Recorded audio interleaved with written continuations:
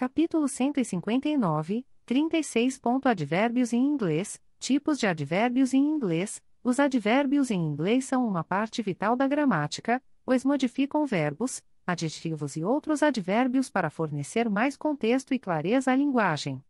Existem vários tipos de advérbios em inglês, cada um com seu próprio conjunto de regras e usos. Vamos examinar cada um deles em detalhes. Advérbios de maneira. Os advérbios de maneira descrevem como uma ação é realizada. Eles geralmente são formados adicionando-lhe ao final de um adjetivo. Por exemplo, slow se torna slowly, quick se torna quick, etc. Eles geralmente são colocados após o verbo principal ou após o objeto da sentença. Por exemplo, he runs quickly ou she speaks English fluently. Advérbios de lugar. Os advérbios de lugar indicam onde a ação ocorre. Eles incluem palavras como here, there, everywhere, inside, outside, etc. Eles geralmente são colocados após o verbo ou após o objeto da sentença. Por exemplo, I live here ou he is waiting outside. Advérbios de tempo. Os advérbios de tempo indicam quando a ação ocorre. Eles incluem palavras como now, then, today, tomorrow, yesterday, later, etc. Eles podem ser colocados no início ou no final da sentença. Por exemplo, I will do it later ou now, I understand. Advérbios de frequência. Os advérbios de frequência indicam com que frequência a ação ocorre. Eles incluem palavras como always, never, sometimes, often, rarely, etc. Eles geralmente são colocados antes do verbo principal, mas após o verbo to be. Por exemplo, I always drink coffee in the morning ou he is often late. Advérbios de grau.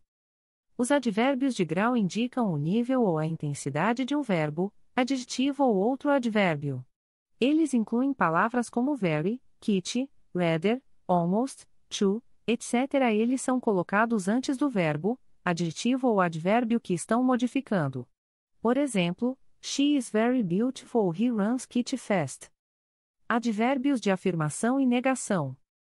Os advérbios de afirmação e negação são usados para afirmar ou negar algo.